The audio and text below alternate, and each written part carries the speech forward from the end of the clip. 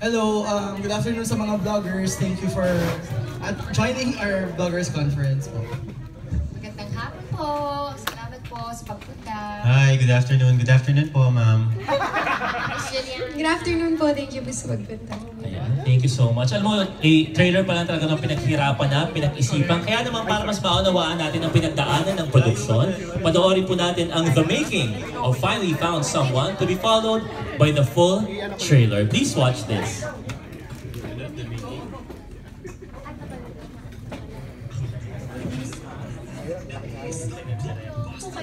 Are finally reunited on the big screen. John Lloyd Cruz and Sarah Geronimo in Finally Found Someone. Yung nag-look test kami, yung pinaka nag-stand out sa akin is yung fact that they can just sit side by side or just look at each other and there's already chemistry. They don't even have to talk. They even just have to like look at each other or stare at each other and then kinikilig na yung mga tao. It's been 4 years since their last movie. Kung ano yung na-miss nila sa tambalan ng John Lloyd Sarah, babalik. Pero this time sa isang bagong istorya. Special po itong tandem na meron kami ni John Lloyd Cruz. Naging special po siya sa maraming tao, maraming Pilipino. We gladly took the project. Excited lang kami ibahagi itong movie na to. Yan. Ako gusto ko lang siyang makasama.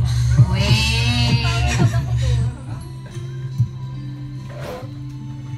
Ate, ano nangyayari? Si Randy! Hindi daw siya makakarating! Ha?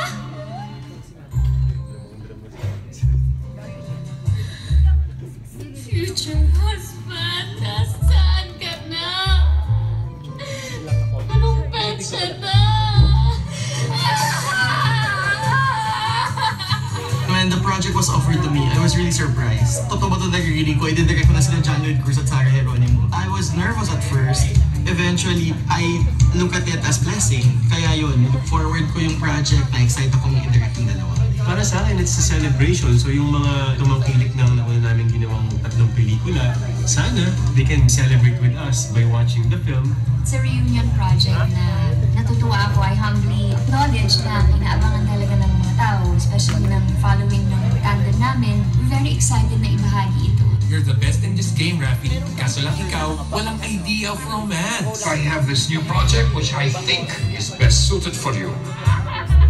Nandito kami because we want to make sure that you're okay at babalik si Randy sa'yo. Ako, as Rafi Sandoval, I'm playing a PR strategist na talagang ang pinaprioritize sa buhay niya is walang iba kundi yung trabaho. What makes his story interesting and full of heart is the fact na may pinanggagalingan ka na yun. Kung bakit niya binubuhos lahat sa trabaho at kaya niyang kalimutan lahat. And then, I mean, her character. Ako dito si Aprilyn Esguera, isang preschool teacher. Dumating na sa point ng buhay niya na gusto niya mag-settle down. Kaya lang nagkaroon ng problema. Hindi siya sinupot ng fiancé niya sa altar. So, dun na. She believes in love, she believes in happy endings. Dapat makarecover muna siya. Ang lungkot, kayang-kayang ikempot. You just have to let go. Lungkot, kempot. Lungkot, kembot. Dapat gumaganda na siya. Wow. Okay na ba? At pag napaniwala natin siya, masaya siya, then we've done our job right. Ano ba? Lahat naman po ng mga actors ngayon ay pangarap na makapagtrabaho sa Star Cinema. Bukod po doon, nung nalaman ko na si Kuya Lloyd and si Ate Sara po yung makakasama ko, sobrang na-excite na po ako agad. At nag-pray ako, sana matanggap ako. Natanggap naman po ako. Ako po dito si Noah Alcala. Ako po isang PR trainee na sobrang ina-idolize si Sir Rafi. Gusto ko sanang ma-incorporate sa akin kung gaano siya kagaling. Gusto kong magaya yun. But eventually, I realized na ako pala yung may dapat i-share kay Sir Rafi. Since high school, fan talaga ako ng Ash Lloyd. Yung movies nila talaga napanood ko at saka ringtone pa yan. Yung bebe ko, yan. So, hindi ko na-expect na makakasama ko sila. Karakter ko, si Mary. Kami yung nagpapagaan kahit sobrang stress ni Sir Rafi. Kami yung light lang. Kami yung nakanotice yung pag-change ng feelings ni Sir Rafi. Ang sarap lang na pakiramdam na hindi mo inaakala na magiging part ka ng movie. Ang hirap ng role ko dito kasi bakla ako dito sa movie ito. Ako dito si Gian, social media influencer. Nung na-reassign si Rafi, played by John Lloyd Cruz, kinuha kami ni Noah para maging part ng team, para makatulong sa project. Parang nakasama mo yung mga ganitong kategorya mga artista, kaya mga bagong estilo na akala ko alam ko na sa kanila ko nakikita. Ako yung tatay ng April, main concern ko yung welfare ng anak ko when it comes to their future at saka yung love life. Hindi lang dahil pamilya ko na ang Star Cinema, kundi John Lloyd Sarato. Ako dito ang mommy ni Aprilyn, ako si Maybelline. Very close-knit family kami. Kinalakihan kasi ni April na nakikita niya na mahilig akong sumulat ng mga love letters. Doon nag-umpisa yung pagiging hilig niya sa pagsusulat. Ano bang kwento mo? Lately, napapaisip ako, is it too late to actually want someone in your life? Pwede pa ba? Pwede pa kaya? Kwento siya ng dalawang tao who are trying to define their truth. Yung isang lalaki, ang trabaho niya is to create the truth. Hindi niya kailangan magsabi ng totoo. And he's the kind of person na hindi kayang magsabi ng totoo. And then you have the girl who is so honest with herself. So when these two people meet, yung worldview nila, what they think about what is true, will change. We are offering a new story. And what I like about the story is its theme, finding your truth, finding your authentic self. Lalo pa sa panahon ngayon na mahirap magsabi ng totoo dahil natatakot kang masaktan, kaya ba talaga nating magpakatotoo? The best gift you can give someone is honesty. Kaya masakit pa yan, or ikagagaan ng loob niya, or ikasasaya niya, honesty should be number one. Sa kahit anong relationship. Tsaka these days, parang napaka-refreshing ng word na honesty. Ibang-iba na yung mundo ngayon. And parang pag inisip mo yung word na honesty, parang it sounds so avant-garde. Pero napaka-basic, napaka-simple. Hindi dapat ginagawang komplikado. Ang honesty. Yeah. Ang truth. Masaya ka, may nagpapasaya sa'yo, no? Malapit na po, July 26, sana sabay-sabay tayong manood on our first day. Finally found someone on July 26 in cinemas nationwide, directed by Ted Boborol, under Star Cinema and Viva Films. Finally found someone. Sa aking mapapangasawa, kailan ka ba? Darating! Teka lang. Pecha na. Oh, ito na ako. July 26 in cinemas. I know you have the full trailer, tama? Wala na daw. Okay, go na daw. Tanungan na. Ayan. Palabakan natin, guys, ang The Making of Finally Found Someone. Malamit pala sa puso natin to kasi PR din pala dito sila. Exactly. Mga PR people pala makakahilit dito. Ayan, ako simulan natin yung tanungan. Medyo excited ang ating mga Kapamilya Press. Yes. Pero bago tayo dumako sa Q&A dyan, ang ating hashtag for today Ayaw is nga pala. Finally Found Someone Digicon. Oh, bagong-bago yan. Sabi ko naman sa inyo. Pag-isipan natin yan. Finally Found Someone Digicon. Ayan. At ang unang magtatanong, she has finally found someone from pep.ph, Pink Shasa. Good afternoon, John Lloyd, Sarah. Yun. So, isa sa mga handle dito sa movie, yung may dear future husband, dear future wife. May ganong aspect. Kaya for Sarah and John Lloyd, kung meron kayong message sa future husband and future wife ninyo, ano kaya yun? Pwede siya mag-iba-iba naman, di ba? No, hindi yung sagot lang, hindi yung wife. Yes, talaga ha? Uwe. Ayun ka na naman. Anong sabihin ko? Dear future wife. Yan, sana pasensyosa ka. Be patient with me. And sinigot ko yan the other day. Ang sabi ko, can't wait to see the world through your eyes. Something like that. Para marinig ko yung sa dulo. And si Sarah? Ilang beses, hello, check. Ilang beses na rin namin itong nasagot. Yun lang, dear future husband. I can't wait to be with you and experience freedom with you. And hindi nga, di ba? Hindi, di ba? Siyempre, iba yung magiging buhay mo with your husband. Iba yung mga realizations na makikita mo, discoveries about yourself din. Di ba? So, yun lang. And, yan, hanggang doon na lang muna. Ano pang masabi ko? And yun, syempre kayo yung tandem na nakapag-produce ng 3 installments for one movie. So talagang kung meron man sigurong pinakakilig or ina-idealize in terms of yung romantic comedy team-ups, kayo yun.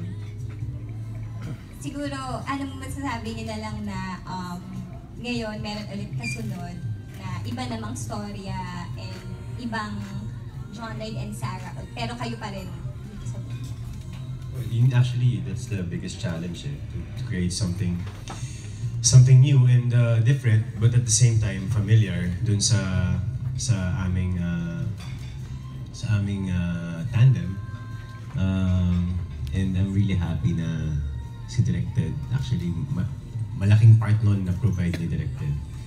So pasalamat na lang kami because personally ako, I really wanted to work with a new director para nga it's with the desire na yun, makapag-produce, makapag-deliver kami ng something new and yet still familiar, relevant. And yun, galing si Directed, napaka-generous, napaka-pasensyoso. Nako, talagang kahanga-hanga. Salamat sa kanya.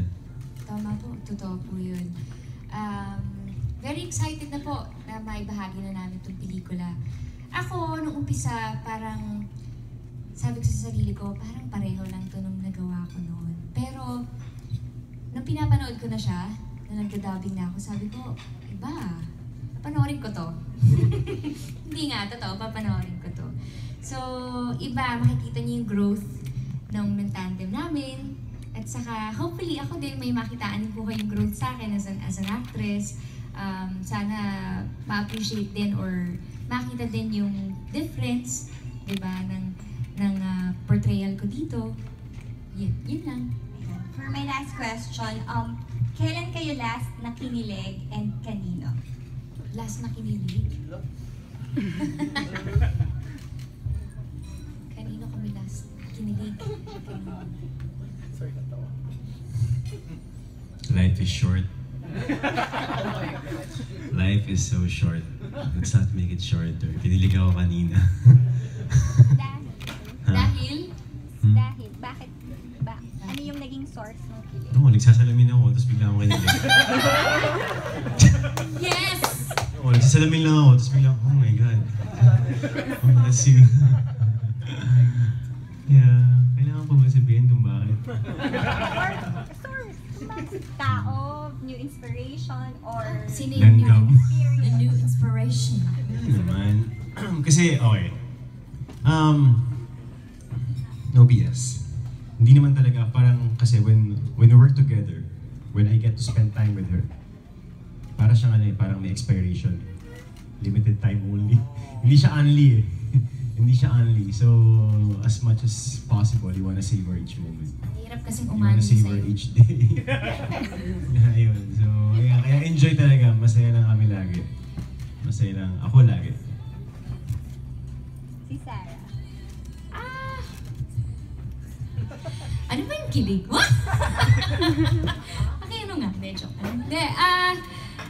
Hindi, kinilig din ako sa kanya kanina.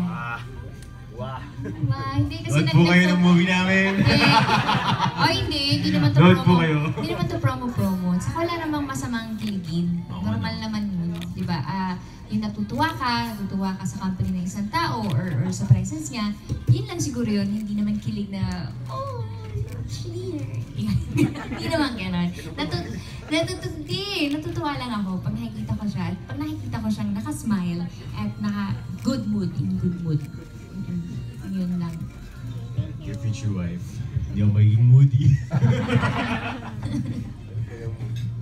Thank you, Pink. Our next question will come from Miss Maridol Bismarck of Philstar.com. Sir Angelic, fourth team up yun na to. Bakit kaya parati kayong tini-team up? Ano yung secret niyo? At alam naman natin sa real life, may kanya-kanyang buhay kayo. Pero somehow, yung films yung nagiging hit, meron pa kayong ganito, at malay natin, meron pang susunod. Yung kinakagat ang tandem ninyo. Manonood. Hindi ko alam. Parang siguro it's a gift. I think it's a gift. It's a gift na we always want to share to many people, especially especially yung naging following namin the past, how many years? The past 3 films. So yun, 10 years na pala. So parang each time na makukuha namin, each opportunity na magkakasama kami, kahit na sabihin natin na hindi naman laging perfect, may mga minsan nagtatalo din kami sa creatively, may kanya-kanya kaming mga paniniwala, and as much as we want to respect that, syempre hindi pa rin maiwasan na mag-clash. And ang maganda doon is mas lamang kasi yung masaya, mas malamang yung longing na magkasama kayo and makagawa ng isang pelikula na alam mo magpapaligaya sa marami. And I think yun lang naman, yung parang i-acknowledge mo lang naman siguro yung mga importanteng factors or importanteng mga bagay about the two of you being a tandem. Parang siguro yun lang naman, parang hindi naman talaga siya komplikado.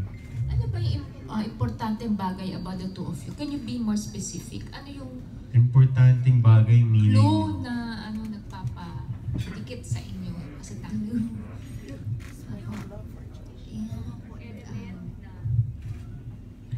I don't know, parang tingin namin parang mula noon parang nagkaroon ng some kind of connection, and that connection parang nagtatranslate ng isang pelikula na pwede naming i-share. So, you know, parang yung connection na parang kahit naman sinong tao may connection sa kahit na sino, diba? Pero the beautiful thing about this connection is that pwede siyang maging isang bagay na pwedeng ikaligaya at ikatuwa ng mga tao. So, yun. Makes sense to you.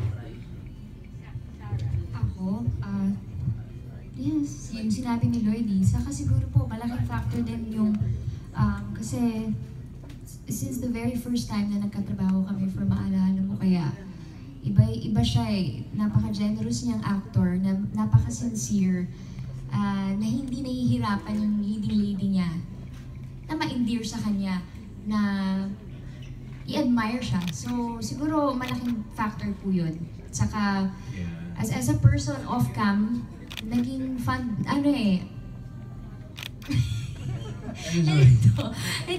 nagustuhan ko yung persona na meron siya, iba yung energy din na nabibigay niya, so, oo. I think it's the mutual admiration. Yes. Mutual admiration, yes. I have an admiration para sa kanya because how can you not admire Sarah Geronimo? So parang yung mga ganung bagay, pagka mapupunta sa isang bagay like a film, tapos, parang it makes it special. Iba po siguro pagka gusto mo yung katrabaho mo. Di ba? Parang iba yun eh. Iba yun. I guess. I think, no, I agree. Oo, totoo yan. May question daw po dito. We have a question from Michael Almacen of Big Speaks.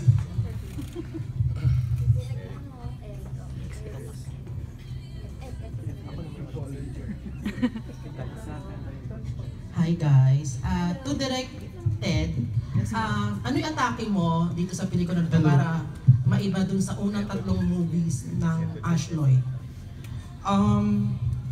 Siyempre, yun talaga yung pinaka-challenge. Like what John Lloyd said earlier, the first challenge is really to give a new story, a new treatment to the romantic comedy na pinaprovide ng love team ng dalawa. And yet, you shouldn't veer away too much na ma-alienate naman yung love team nila. Love team audience nila. So in other words, something new, something familiar that's very apt. So for me, ang pinaprovide ko na lang, ang challenge ko na is basically, yung tema ng pelikula is about honesty, right? About authenticity. So parang for me, I also want them to be as natural, as real, and as authentic as possible when it comes to their acting. Sa start ng movie, of course, ipaprovide na, for example, sa character ni Sarah, yung Lyda persona yung makikita nyo sa kanya. Tama yung sinasabi niya, but as you go along, as we introspect the character, as we know her story, bigla mong na-realize, ay, nagiging real. Hindi pala siya as shallow as what we perceive her to be sa start, which is crying and Surrendra and throwing tantrums. Nung makikilala mo siya, nagiging totoo yung Aprilline character niya. So in other words, na-realize ko nung pinanood ko yung Rushes din, like Sarah, sabi ko parang, like for example, when I watch the talk, I cannot preempt it, pero my God, their banter is so natural. They talk like it's like Sarah and John Lloyd, yung parang hindi acting. Gets mo yun? Yung parang hindi yung parang tipong planado na, okay, pagdating dito, parang, hinga, hindi na, ano, wala, natural lang na batuan ng linya. And yun yung ini-aim namin. Like for me, ang iniisip ko siya sa umbrella ng theme ng pelikula, which is authenticity. So we have to, just be natural, just be real. That's why, in terms of my direction, I try to be as unobtrusive as possible. I try to be as relaxed and chill as possible because I want their senses to be open. Meaning, when their senses are open, they're more natural, they're more real, they're more experimental when it comes to portraying their character. So, in a way, of course, that only works with intelligent actors. That can't work with newbie actors. And thankfully, I have intelligent actors in just Sarah and John Lloyd. Ano yung sa unang tatlong movie nila, ano yung pinaka-paborito mo? Very special love. Kasi syempre doon ko napamahal talaga yung dalawa. And kinilig talaga ako doon. And in a way, sobrang real din nun eh. Yung nakikita ko yung attraction ni San, ni Laila kay Miggy, totoong-totoo. Kitang-kita sa mata ni Sarah na talagang hindi siya makatingin kay Miggy. Pag close the door, alam mo talagang assuming siya sa pagka-close the door. And yun na nga, nung nalaman ko mga a few days before the shoot, nagsabi nga si Sarah, hindi naglag si Sarah, na totoo talagang nung nag-MMK sila, nagka-crush talaga siya kay Lloyd, hindi siya makabitaw sa character. Yung sabi ng generous, sincere, hindi siya makabitaw to the point na nag-end na yung episode. Wow, ako yung nag-spokesperson kay Sarah. Nanonood na siya ng mga dating pelikula ni Lloydie. Yes, ay pinanood. Yun lang episode yung episode, oo. Tapos after nung kayo nung A Very Special Love, kung ano yung acting niya doon, kung gaano niya ka-crush si Miggy, ganon din talaga si Sarah in real life. Walang preparation. Walang immersion. Go. Real na real. Being. And about dun sa character na ni Noah, paano niyo napili si Christian Bables? In fairness kay Christian Bables, nag-audition siya for this role. And marami silang pinagpipilian. But what I was looking for is parang in a way, a newbie. Kasi yung character niya kasi assistant ni John Lloyd eh. A stammering assistant na eager beaver na willing to learn from the best. So iniisip ko lang that time, of course may halong gimmick, parang he just won Best Supporting Actor in MMFF. And di ba parang maganda yung tipong sa pelikula ganito, and yet in real life, he could be the next important actor rin in Philippine cinema eh. So parang magandang, in a way napaka-generous na parang ang swerte niya na parang ang role ni John Lloyd ganun. Kasi parang in a way parang binibigyan siya ng blessing ni John Lloyd. Ano ba, spokesperson? Binibigyan siya ng blessing ni John Lloyd na, you know what? Sa pelikula, ikaw assistant ko, in real life, you can also be the next best actor. Pero wala pong ganun mangyayari. Pero wala. Hindi ko naman yun. Oo, hindi naman yun iniisip ni John Lloyd. That guy is very special. Oo, ang ganda rin ng mga choices niya. Tsaka very hardworking, very determined. He's very excited for this movie kasi syempre first mainstream din niya, diba? So parang, and kahit na galing siya sa indie, wala ka kung nakikitang cynicism or he's really just very open to share and sobrang humble and generous with his talents. And to John Lloyd, ano yung nakita mong pagbabago kay Sarah? After 4 years ba na hindi kayo nagsama? Parang bumabata siya. Pabalik yata eh. The Curious Case of Sarah G. Mas blooming ba si Sarah? Oo naman. Oo. Wala daw akong choice. And love team kami ngayon. And to Sarah, curious ako kasi sabay yung coaching mo sa The Voice since it's live na and promo sa Finally Found Someone. Paano mo siya nahahandle? Paano ko po nahahandle? Yeah. Hati. Yes. Actually, inayos naman po, well-managed naman po yung schedule ko. Maayos naman po. Natapos naman kami in time, no? Bago mag-grand final. So, okay naman po. May isa pa akong tanong. Yes. Sa tingin mo ba, natagpuan mo na yung next grand champion mo sa The Voice? Oh, wow. Siyempre biased ako. Siyempre Team Sarah yun, no? Siyempre gusto ko manggaling sa akin yung magiging very first grand champion ng The Voice Leagues?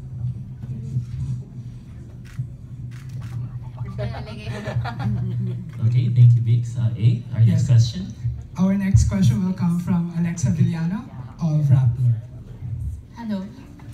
First question for John Lloyd. Because John Lloyd, correct me if I'm wrong, this is one of the movies that you've done na medyo ikaw yung knight in shining armor per se. Because ikaw yung tumutulong ngayon dito. Hindi katulad ng ibang mga films mo before na you were always the one na letter A, inahabol, or letter B, pinag-aagawan, or may problema. But this one, how would you compare it to some of the films that you did previously? Kasi dito, parang ikaw yung sobrang mong, ikaw yung talaga yung masasabi mo yung parang ano siya, to the rescue this time sa... Baka gano'n lang yung tingin mo, but if you watch the film, I'm sure mag-iiba yung tingin mo. Kasi, malaki din yung learning ko dito. It's something na siguro in the story I tried to deny to myself dahil wala pang acceptance. But malaki-laki talaga yung impact ng learning ng character ko dito. And you also play here a PR strategist. So how did you find the profession in the film while doing the film? Parang Mahirap pumanap ng mga talagang yung mga PR strategies na peg namin dito. Mahirap kasi yung mga kilala, parang ako kasi parang hindi yun yung gusto kong gawin peg eh. Ang problema kasi yung mga strategies na gusto ko talagang hindi sila nagsisurface eh. Hindi mo sila talaga kilala eh kung sino sila eh. So nanghingi na lang ako ng advice dun sa isang kakilala ko, kaibigan ko na mas may alam sa mundo na yun. Last question. You and Sarah mentioned that honesty is one of the most important things that's, of course, always been very important, and it tackles in the film. Can you just elaborate how honesty really plays a vital in the film without, so much revealing the story? Ako sa konteksto ng sa mundo natin ngayon, sa panahon ngayon, parang sobrang avant-garde na ng honesty. Parang yung iba, parang hirap na silang makapagsabi ng totoo. And to a point na sa hindi pagsasabi ng totoo, parang nakakalimutan na natin yung simpleng bagay na napaka-basic lang. Yung, ba't mo kailangan sabihin yung hindi totoo? I mean, why waste your time? Parang walang sense kasi. So ako para sa ganong aspeto, parang doon napaka-importante, especially in telling a story. And in any relationship, napaka-importante rin niya. I think yung honesty talaga medyo nakakalimutan na yata sa panahon ngayon. So you're saying it's like naglalak na ngayon ng honesty I think parang masyadong on the surface na lang yung parang lang wala nang pag-usapan, para wala nang issue, parang I'll say something na alam ko na pwede mo paniwalaan or alam ko make you feel good. I mean, parang I'd rather praise you than criticize you para walang issue. Parang yun na yung mundo ngayon eh. Parang I don't know. Ako sa akin hindi nag-make sense yun. Parang kaya ang ganda ng kung saan naka-angkla yung kwento namin. Kasi honesty is such a simple word, pero now it feels so avant-garde. Sarah, ikaw, if you have anything to add about what you said na honesty is lacking nowadays in today's society. Very true. Very true, no? Honesty, without honesty kasi walang peace sa puso mo eh. Diba? Without honesty, hindi mo ma-reach din yung full potential mo as a person. Yung destiny mo bilang tao. Kung ano man yung prepare or yung purpose mo sa mundong ito, without honesty, hindi mo yung mararating. Kung wala, hindi, itatago mo or i-shield mo yung sarili mo from honesty. masa-stuck ka. Point well taken. Our next question will come from Albert Abilido. Albert Abilido of chickanes.co. Hi, mabuhay. To Jillian, where did you get inspiration in creating this story? And in developing the characters of John Lloyd and Sarah, what were your considerations? Feeling mo ba nilimitahan mo rin yung sarili mo as to what the two could deliver? No. Actually, yung creative team ko, we were really challenged.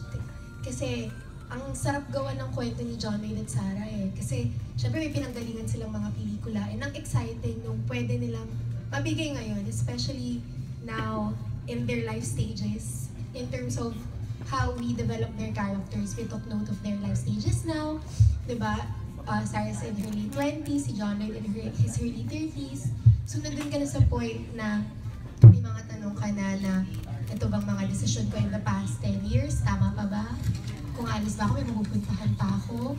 Meron ding mga tanong is, if this is the life for me, what will I do now? May mga ganun kaming tinake into consideration, and it was an exciting process for everyone, especially for the creative, especially we also took note of the inputs of the actors, the directors. So, ang saya, exciting yung process. So, saan nyo po kinuha yung story for Finally Found Someone? Yung story ng Finally Found, it was brainstormed by a group of people. Kami nila Ms. Garmy, yung creative manager ko. Tapos, nanggaling lang talaga siya sa isang babae na nagsusulat ng Dear Future Husband letters. Natuwa kami dun sa Dear Future Husband element kasi ang ganda-ganda na may mga bagay kang gustong sabihin pero hindi mo masabi kaya sinusulat mo na lang. And that's where we also got the honesty element. Na oo nga naman, ba't hindi mo kayang sabihin na lang, ba't kailangan pa idaan sa sulat? So, it came from there. And why did you change that? Why that change the Why the change of title? Finally Found, from Dear Future. From Dear Future Husband. Direct, ikaw. I think it's the producers who can answer the question, but ako rin sumagot. Kasi nga, may Dear Other Self. Diba? Kakalabas lang. Akala ng gaya kami. Tapos pangalawa, lahat ng pelikula ng Sarah John Lloyd, title ng kanta. So, may parang, in other words, ito yun, something new yet something relatable. Something familiar. So ito yung something familiar. All their movies are are song titles. For you, Direct Ed, for someone who's fairly new in directing movies, what were the things you've learned from John Lloyd and Sarah? And if there's any reason, why would you want to work with them again? And siguro yung pinaka-lesson na na-learn ko is basically... Naiyak. Hindi. Siguro mas more of realization, the reason why they're superstars in the first place is because they're professionals. Akala ko, yun kasi I felt intimidated at the start because, they're already John Lloyd versus Sarah Geronimo. They have 3 box office movies in their belt. But na-realize ko, alam mo, kahit na mga supporting actors lang, even if the camera is not on them, they stand under the heat of the sun, or kahit na wala naman silang ginagawa, pwede nang daya. They go there, they stand pa rin, and they support their co-actors. Something na hindi ko, kasi nagti-TV series ako, may mga ibang actors na nag-log pa. May mga iba na umaalis na pag hindi na nila, pero sila, hindi, wala. Hindi talaga. So yun, doon ako pinaka-na-amaze. Kasi sometimes ako hindi nervous eh. Kasi minsan akala ko may mga diva demands, like for example, Under the Heat of the Sun, ako pa yung nervous, payong, or kaya, bakit yung pinatayo dyan? Hindi pa naman niya, ako yung nagaganon. Pero sila, okay lang. In fact, na-shock nga ako si Lloydie, ayaw lang tatawagin siyang Sir or Sir po. Ayaw niya, John Lloyd lang, Lloydie lang. Parang besh lang. Mamshi. Ganun siya. So yun, tapos, parang yun, yung parang siguro na sa stage na rin, in a way learning experience sa akin kasi they are intelligent, meaning they have their own inputs. Meaning you can't just let them act and say, oh, ito yung gagawin mo. They will ask. Because they're actors. So, they will ask, where is this coming from? O, anong Saan to papunta? Why am I acting like this? So, in a way, na-exercise ko ang critical thinking. Charot. Kasi you're always on your toes because, di ba, hindi pwedeng wala kang masagot, director ka eh. Diba, parang gano'n. So yun, so masyado na ba akong honest? Honestly, sa isip ko galit na. Pero yun, so, and that's basically the reason why I also want to work with them again. Because I think they can give so much more. They have still so much to give. I mean, this is just a new story. This is just a romantic comedy. And sabi nga ni Jillian, they're in a life stage na may mga ibang priorities na rin sa buhay. And gets mo yun, yung as they grow, as they mature, and as they grow, alam mong they can also act in a different material and diba, na pwedeng mag-grow. Kasi syempre, sabi nila, ito yung gift ng mga tao sa kanila. People really want to see their team up. Kahit na 10 years ago pa hanggang ngayon, excited pa rin yung mga tao. So, I guess, the audience kind of grow old with them. So in other words, kapag naka-release sila before, nung Laida Miggy pa lang, habang ito na yung age nila, gusto lang mapanood sila sa ganitong situation naman. So excited ako. Kahit na hindi ako yung director sa next na mangyayari sa kanila kapag ito, if they reach this particular age or this life stage, na ano ulit yung stories na pwedeng i-provide ng team up nila. Kaya nga. Thank you. For John Lloyd and Sarah,